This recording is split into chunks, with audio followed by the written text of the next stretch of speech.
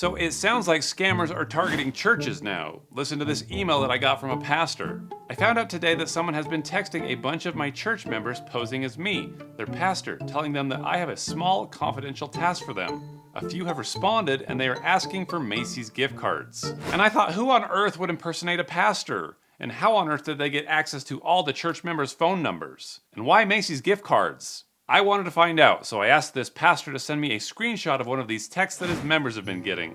It read, "This is Pastor so-and-so. I have a small confidential task I'd like your assistance with. Please let me know when you're available. Pastor so-and-so, such and such Baptist Church." Now, this text was sent to somebody else, but I thought I would respond and see what they'd say. I say, "Hi Pastor, what's up?" And I got a response. He said, "How are you doing today?" I said, "Fine, and you?" He said, "Doing great. Were you able to get the gift card as promised?" So here we go. I need to see why this impersonator is asking church members for gift cards. I ask, "What do you mean?" And he says, "I'd like to surprise our nursing mothers and hardworking staff with gift cards. Could you please pick some up at the nearest store and I'll reimburse you tomorrow? Please keep this private until we give them out. Can you do this today?" Okay, so if he can get the church members to think that he's really the pastor, they'll do whatever he says. So I play along and I say, "Did someone in our congregation have a baby? How exciting." He said, "Yeah, and I want it to be a surprise for them." I said, "That's wonderful. Who was it?" He said, "I want it to be confidential." Okay, why does he want to keep something so wonderful a secret? I asked, "Was the child conceived in sin or something?" And he responded, "It's a blessed child." He didn't say no, but I responded with, "Wonderful. I can do that tonight." He said, "I need you to purchase 3 pieces of physical Macy gift cards at the nearest store, $100 face value each. Scratch the silver panel at the back of the cards and take a full picture of the card's pin and also receipts for each card. Attach and text it to me immediately. I intend to send them out via text today. Get back to me when you have them." Now, why would a scammer need a Macy's gift card? Are they in need of a new suit or something? Probably not, but there are online markets where you can exchange US gift cards for cryptocurrency. And this is one of the easiest ways that scammers have found to steal money in light of all these banking regulations. He says, "What time would you be able to get them so I can check back? Blessings." I said, "In 2 hours. Blessings to you too." So now I have 2 hours to figure out how he gained access to this church's membership records. And the pastor wants gift cards to Macy's, the high-end department store that throws a big parade every Thanksgiving. But the nearest one is like 30 minutes away from me. So instead, I go to Macy's grocery store, a small, locally owned business where I live. They sell gift cards and they carry plenty of wonderful items for brand new mothers. Not to mention the best soft serve ice cream in town. And why not support a local business? So I bought 3 gift cards for $10 each, but I'm gonna let him think that they're worth $100 each, just like he requested. I wrote him and I said, "Okay, Pastor, I have the cards. Would you like me to deliver them?" He said, "God bless you. Scratch the silver panel at the back of the cards and take a full picture of the card's pin and also receipts for each card. Attach it and text it to me immediately." Now, these gift cards aren't as fancy as the Macy's department store gift cards. There's nothing to scratch off. So I just took a picture and I said, "What silver panel?" And he said, "Thank you so much. I really want to thank you for the cards. I'm glad you could help me get this done diligently. So I say a prayer for you as in Proverbs 3:3-4. Let love and faithfulness never leave you. Bind them around your neck. Write them on the tablet of your heart. Then you will win favor and a good name in the sight of God and man. Amen." Okay, I guess he got what he wanted. And with the card numbers, I can only assume that he's gonna go look for a foreign vendor to buy these gift cards off of him.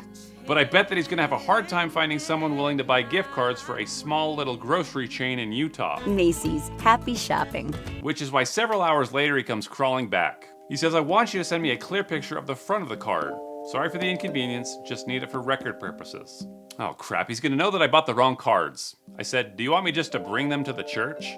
He said, "You can just send me the clear picture of the front of the card, that's all." So I did what I was told, and I can feel the disappointment in his text. "The card you got is not Macy, that's why we're having issues." I said, "Yes it is, I got them at Macy's." He said, "The card you bought can't be used, all you need is just go to the store and tell them you want to get Macy gift card."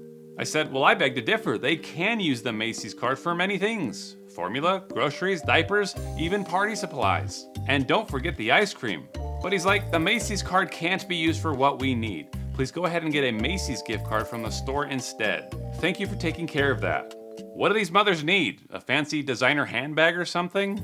I said, "What is at Macy's that the mothers can't get at Macy's?" He said the Macy's card can't be used for this purpose. It's a grocery store card. The Macy's card is what's needed since it can be used for gifts and other items the mothers will appreciate. Please go ahead and get the Macy's one instead. Yeah, that response was 100% written by ChatGPT. But what I can't figure out is how a scammer this stupid managed to gain access to the membership records of an entire church. The only place that he would have got it is on the church's computer or a staff member's email account. So I start to brainstorm with the real pastor and we began to assume the worst. Maybe he'd been hacked, or maybe he'd been phished, or maybe his email credentials were found somewhere on the dark web. I just didn't know, and the truth is without the right tools none of us would know if something like this could happen to us until it's too late. It's why I use Aura, the sponsor of today's video. It's an app on my phone and it constantly monitors my personal information across the dark web, data breaches, leaked password lists, all the places that scammers go shopping for your identity. I don't want someone snooping around my email and using my identity to hurt the people closest to me. Aura will alert you fast if your info shows up somewhere it shouldn't be. And they help you lock things down before someone slips into your accounts pretending to be you, thanks to their 24/7 customer service. And most importantly, Aura subscriptions offer up to $1 million in insurance for eligible out-of-pocket expenses due to identity theft. There's all kinds of other tools in your Aura subscription that can keep you safe, and you can try it out for free for 2 weeks when you sign up at aura.com/pleasantgreen. Now is a great time to let it scan the dark web and see if your personal data is floating around for scammers to use. Go check it out today and see what you think. But let's get back to this church scammer. I had to find out how he did it, so I continued to lead him on. I even ended up driving to a Target where they sell just about every gift card you can think of, except for Macy's for some reason. I text him a picture and I say, I don't see it. But then he says, get Google Play. Google Play? I said, what on earth are the mothers gonna do with Google Play cards? He said, the mothers are permitted to use the Google Play card. Thank you for checking in for your understanding. No one is saying that a new mother isn't permitted to use a Google Play card. I'm just wondering why they would. Are they gonna play Candy Crush while they nurse their babies? He said the Google Play gift card can be used by the mothers for their essential needs and resources. It's a convenient and flexible option that helps them access useful items and support materials. Thank you for helping make this possible. I said, like what? He said a Google Play gift card is mainly used for digital purchases, not physical items. Nursing mothers can use it for things that support them emotionally, spiritually, and mentally, such as Christian and parenting apps, music and worship, ebooks and audiobooks, movies and educational videos, online courses. Okay, now I feel like I'm just talking with an AI bot. So I say, I'm headed back to Macy's to buy a gift card. And he says, all right, I'll wait to hear back from you with the card details. God bless and guide you. So, with God on my side, I located the nearest Macy's and I said, is this the right store you want a gift card from? But built into this link is a tracking code from Grabify that will log his IP address if he clicks it. Which he does, and I could see that he's in Nigeria. I mean, I had my suspicions. But it was about this time that the real pastor messages me and says he's solved the mystery. Because a couple of days earlier, his secretary received an email that appeared to be from him. It said, hello, I have issues accessing the church directory. Please send me a PDF copy of the church's directory. Thank you, blessings, regards, Pastor so-and-so. And this scammer's email address looked so close to the real pastor's that the secretary just ended up sending the entire membership directory straight to him.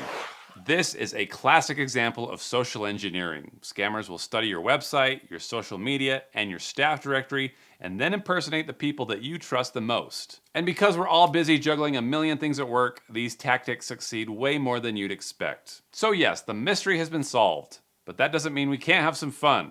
So I pulled up the street view of the nearest Macy's and I sent him a text. I said, I'm here at Macy's. He said, hello, okay, you can get the Macy card. That's more better. But then I responded with, we have a problem. He said, what's the problem? I responded, the store is on fire.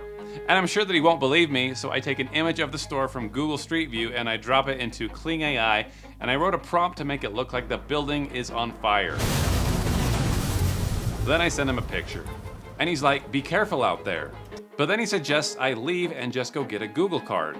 But I'm not going anywhere. Those nursing mothers want a Macy's card, so that's exactly what they're gonna get.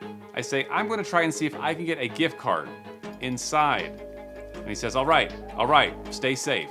So I wait a few minutes and I make him think that I'm entering the burning building. I say, I'm in the store now. Where are the gift cards? He says, just get the Google Play card or any card that's there at the store.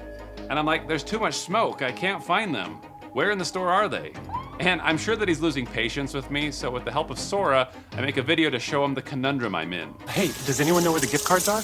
Hey, do you know where the gift cards are? By the register. Just get out, man. Okay, thank you. Gift cards? But he didn't respond. I said the gift cards are all incinerated. No response. Then I said the flames are surrounding me. Can you please send someone to help? Can you at least say a prayer for me, Pastor? I'm not ready to meet the Lord. I even called, but it went straight to voicemail. The Google subscriber you have called is not available. Is anyone here? The store's on fire! Somebody, please! Over here! The exit's blocked! Call 911! We need help now! Someone, hear me! Help! What kind of pastor leads a child of God into a burning building and then leaves them to burn to death? I'm at a loss for words. This really is a new low, scammers. I hope this experience haunts him for the rest of his days. Well, I hope that you found this entertaining, but I really hope you learn how easy it is for scammers to impersonate you and get you to divulge sensitive information. These days, we've really got to be extra vigilant. So stay safe out there, and I'll catch you in the next one.